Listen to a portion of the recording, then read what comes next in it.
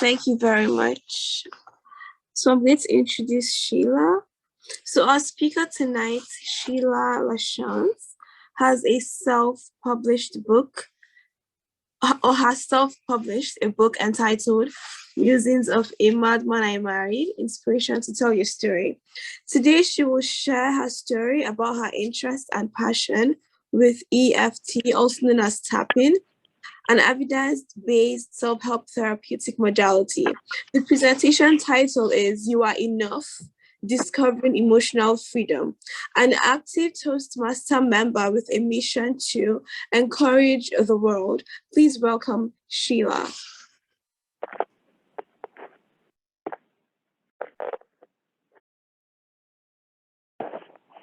Live long and prosper.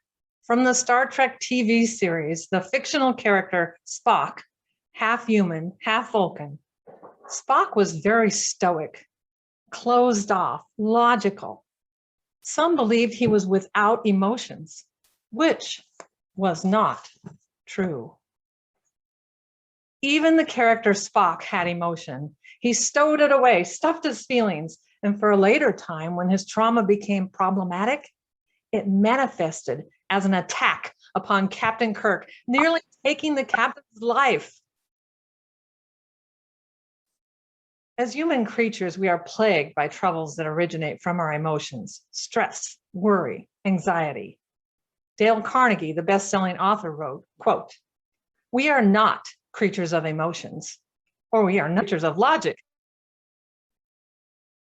but creatures of emotion. We are not logic, creatures of emotion."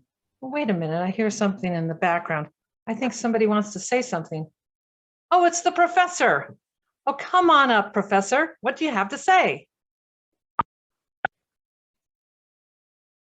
Does anything come out of our emotions that is good? You act like it's so bad. Yes, indeed. The good emotions, there's a word for it called eustress, pronounced eustress, are healthy for you.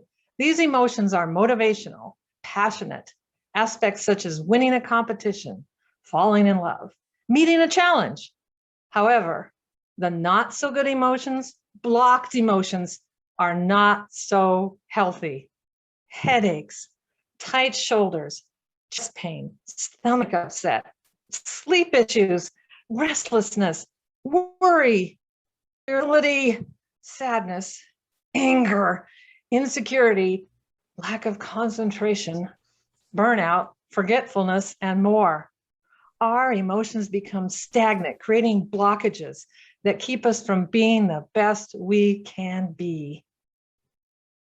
And then they are the super unhealthy emotions, when the not so good stays and makes itself at home and builds a nest in your life. Well, it is then that stress can metamorphosize into being problematic. When traumatic events linger, they can create chronic illness, fibromyalgia, seizure disorders, phobias, PTSD, learning disabilities, obsessive compulsive disorder, heart disease, and much, much more. In Spock's case, he physically attacked Captain Kirk, nearly killing him. Oh, Professor has something to say again. He's a bit of a pesky guy. Go ahead, Professor. What do you have to say? Well, what makes your emotions so darn unhealthy? What? Why is that? Tell me more. Tell me more. One word, a stress hormone called cortisol. Too much and too often. When something frightens us, the fight or flight or freeze response, which originates in the amygdala portion of the brain, is switched on, the response for basic survival. Our body responds by creating cortisol and delivering it to our bloodstream, increasing our heart rate, shutting down our immune system, sending blood away from our brain and into the extremities in preparation to run for your life, flight or fight for your life. The effect on our health is devastating. The cause of 90% of illness, disease, and pain is stress, a physical response to thoughts and emotions. On the other hand, good emotion, eustress, can drive us to the highest of heights and accomplishments. Think of those there that have got their college degree. However, too much stress, anxiety, or worry, well, it can drive us to the pits of despair, illness, and pain. There he is again, the professor. What is it, Professor? What do you have to ask? So, what do we do about all this stress and anxiety? What could fix it? Tell me, please, I'm getting stressed out, trying to figure this all out. Simple. Decrease our cortisol levels. You might ask at this juncture, how do we decrease our cortisol levels? But before I go into this, I have a question for all. Show of hands. Who has heard of EFT? One finger, no. One person? How about Hollywood Joe? Oh, Hollywood Joe's off screen. Okay, but I know he has. Okay. All right. Well, I won't ask who is implementing EFT into their lives, because there's who was that raised their hand? One person? Oh, yes, Nubar. Okay, you're implementing into your life too? No, I read about it. Tapping and the emotional, like I read about it, but I didn't follow it up, just I know about it. That's basically. Thank you. Thank you so much, Nubar. Appreciate that. Thank you. You're welcome. Emotional freedom technique. What is it? Well, it's an evidence-based self-help therapeutic method. The focus is on addressing and freeing individuals from old and negative patterns of thinking that have imprisoned them from becoming their whole, healthy, and worthy, authentic selves. Keep in mind, you were born worthy. EFT is also called tapping.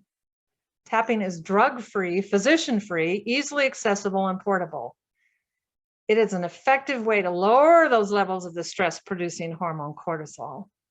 And like I said, EFT is evidence-based. Although I'm not a therapist, please know this, or a licensed EFT practitioner. But author and researcher Petta Stapleton, PhD, wrote a book entitled The Science Behind Tapping, a proven stress management technique for the mind and body. I will leave the link for you after this presentation. But where did it come from? By whom? How was it discovered? Well, I'm going to ask Hollywood Joe to step up and help me out with this answer. Well, thanks, Sheila. I'm excited. Are you excited? Super excited to have you back, Joe. The discovery and origins of EFT lie in ancient Chinese medicine, specifically the development of acupuncture. EFT worked with acupressure without needles. Boy, am I glad to hear that one. But light pressure upon acupoints. We'll go through more about that later. Okay, the history. In the 1960s, when I was born, Dr. George Goodhart, an American chiropractor, appears to be the first Westerner involved in the use of modern tapping methods. In the 70s, an Australian psychiatrist, John Diamond, created a variation including behavior kinesiology. Diamond had his patients use affirmations for emotional problems at the same time they tapped on selected acupoints. In the 80s, Dr. John Callahan, an American, USA, psychologist, applied kinesiology and learned about the acupuncture meridian system. He applied this knowledge to treat anxiety and phobias. Fast forward to the 1990s. Gary Craig, a Stanford-trained engineer. Any engineers out there? Trained with Dr. Callahan. Gary Craig developed what we now know as emotional freedom technique, or EFT tapping. So there you have it. Back to you, Sheila. Thank you, Hollywood Joe. Well, oh, there's that professor again, always interrupting me. Okay, what is it?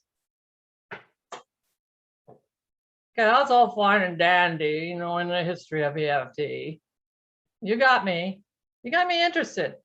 But I want to know exactly how you, Sheila, discovered E.F.T and why. Happy to, Professor. 2015, I was on a fast walk with my husband, Robert. We walked every day until my foot caught in a raised portion of the pavement with my shoe, and down I went, right on the street. Not the sidewalk, mind you, but the street. My initial response was to stay down and just rest in the pain, but my husband, smart man, hoisted me up so I could avoid getting hit by a car. My right arm had snapped and broken 2 places. Ouch. Well, that was the background for the story, but keep in mind, I'm getting to the answer. My husband's lifetime battle living with mental illness came to a head when he hit his mid-70s. He had healed before and recovered from this illness, nasty illness, multiple times during his lifetime. And I was hopeful that he would once again be the comeback kid, a term he tagged himself. Well, I wanted to do everything I could to drive his illness to wellness when I came upon a local paper advertising a free E.F.T tapping group right in the neighborhood. Well, naturally, I was inspired to check it out with the mindset that tapping could be something to help him, my ailing husband, heal. Each month that the class was offered, I hoped he would get well enough to attend the session, but at some point I was excited. Are you excited? But my excitement waned. I waited and I waited and I waited and I hoped and I hoped, but alas, the clock ticked away. The waiting ended along with my hope. The comeback kid perished in 2019 in tandem with his frail body. All the stress, anxiety, and worry over my husband's final years took its toll on me. Remember, previous to him falling ill, I had broken my right arm in 2 places from a fall. After my husband passed in 2019, I developed a fear of crossing any street at all. I began to relive and replay the moment I fell several years ago over and over and over again, like a record player skipping with the needle stuck in a groove. Anyone remember records? Well, I was keeping a record of being stuck. I was stuck. I was the needle stuck in a record's rut. I had significant anxiety and worried about falling down constantly. But now it was worse. I would imagine myself face down in the street, unable to get up and promptly get ran over by a car, bike, or truck. Think about it. When I fell in 2015, my husband had hoisted me up to avoid that I get hit by a vehicle. Now, he was not there to lift me up and out of danger. Quite a metaphor. The tapping, it was for me. I needed to hoist myself up. So I kept coming back to the class each and every month. It was there I met Helen McConnell, a certified E.F.T practitioner. She wrote this book, 10 Simple Things You Can Do Now to Change the World. Naturally, to change the world, you change yourself. I signed up for her individual sessions. I signed up for her small group sessions. I diligently attend each one of Helen's free monthly tapping sessions. I love tapping. And I've been a tapper for 4 years. E.F.T helps to calm anxiety, fear, or worry. It's lowered my cholesterol levels. My falling down in the street is only a distant memory. And naturally, stress comes up, anxiety comes up every so often, every day sometimes, as we all do. We're only human. After all, we're emotional creatures, not logical. Our fight or flight system is always on standby as needed, but who knows when our cortisol levels need to pour into our bloodstream. Are we being chased by a lion or a mountain goat any day? No, it's usually something like traffic or someone annoys you. And remember, in fight or flight, our blood leaves our brain. Bye-bye, brain. and races to the extremities. When that happens, we are unable to think and process clearly. Important point. If one is in a fearful state of mind, an individual is easier led to the manipulation of others. Remember, we have left our brains behind. EFT is the discovery and practice of your own personal emotional freedom. There is a saying, if you don't make plans for yourself, others will make them for you. Now that is freedom, making plans for yourself. Truth is, you are enough. Ah, Professor, he's got one more question. So what exactly do I need to do to find my face on camera? There we are. Okay. What do I need to do to tap? How do I get started? Huh? Two things, what you say and where you tap. Pretty simple. 2 points. I'm going to ask Hollywood Joe to come up and help me out, and we'll talk about the acupoints. Acupoints. Again, no needles, just acupoints. Okay. 9 points. I'll go through them quickly. First is the karate chop on the side of the hand. It can be the left hand or the right hand, and I'd ask you to join with me so you can know what this feels like. Thank you. Okay, the next is the top of the head, right and left hemisphere. You can use one hand like Joe is there, or 2 hands. Then the middle of the eyebrow, middle of each eyebrow, a unibrow if you have one there, right there in the center of the eyebrows. Corner of the eye. And you go down that ridge, that's the corner of the eye, then the bottom of the eye, kind of even with the irises if you can. You can use one hand, just do it like that. Both hands, left hand, right hand, doesn't matter. I like to use 2 hands for the eyes. I notice Joe's using one, that's fine too. Then below the nose, right here below the nose where that little mark is in the center. Just one hand, I only have room for one hand on that one, please. Place. Collarbone, go about 2 inches down from the collarbone. You can use one hand or 2 hands. And then the last one is about 4 inches under the armpit. You can go across like this or monkey style like this. And that's the last one. Now I'm going to go through a very quick run through of what tapping may look like and sound like. So I'm going to say, as all of us do, at some point we have amount of stress. So I'm going to tap on my own stress. So I have this stress in my body. Oh, please join me if you can. Yeah. I have this stress in my body. I have the stress in my body. I wish I didn't have this stress. I wish I didn't have the stress. But sometimes it creates pain. Sometimes it creates pain. The stress in my body can create pain. The stress in my body can create pain. But even though I have this stress in my body with pain, And I have the stress in my body with pain. I still love and accept myself. I still love and accept myself. I am enough. I am enough. Top of the head. This stress. Distress. Eyebrow. The stress in my body. The stress in my body. Side of the eye. The stress in my body that brings me pain. The stress in my body that brings me pain. Under the eye. I wish I didn't have it. I wish I didn't have it, Under the nose, but I have it. but I have it. It's stressful. It's stressful. On the chin. I have stress in my body. I have stress in my body, Collarbone, but it creates pain. but it creates pain. I wish I didn't have it. I wish I Under the didn't have arm, it, under the arm. But I love and accept myself. but I love and accept myself. I am enough. I am enough. Okay, now we're going to go through one more time. I release all emotional attachment to the stress in my body. I release all emotional attachment to the stress in my body. Middle of the eyebrow, I can let it go. I can let it go. Side of the eye, I can still be myself, even with the stress. I can still be myself even with the stress, Under the eye, but I know I can also let it go. but I also know I can let it go. Under the nose, it's a choice. It's a choice. On the chin, I can let go of this stress. I can let go of the stress. On the collarbone, I choose to release this stress. I choose to release the stress. On the armpit, And I totally love and accept myself. I am enough. I totally love and accept myself. I am enough. Deep breath. Exhale. Thank you, Joe. Hollywood Joe. Bye-bye, Hollywood Joe. Deep breath.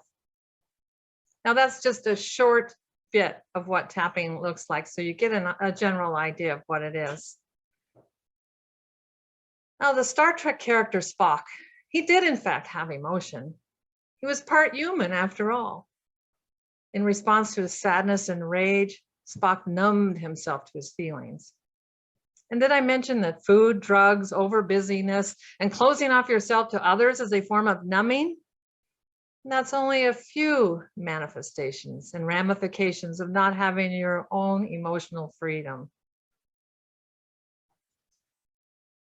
Not having your emotional freedom creates blockages. Not having your emotional freedom stifles who you really are. Not having your emotional freedom tells you that you are not enough. That is untrue. The good news is you are enough, and you can tap into that fact. Your not enoughness message, that was only a needle wedged inside a vinyl record rut. Live long and prosper.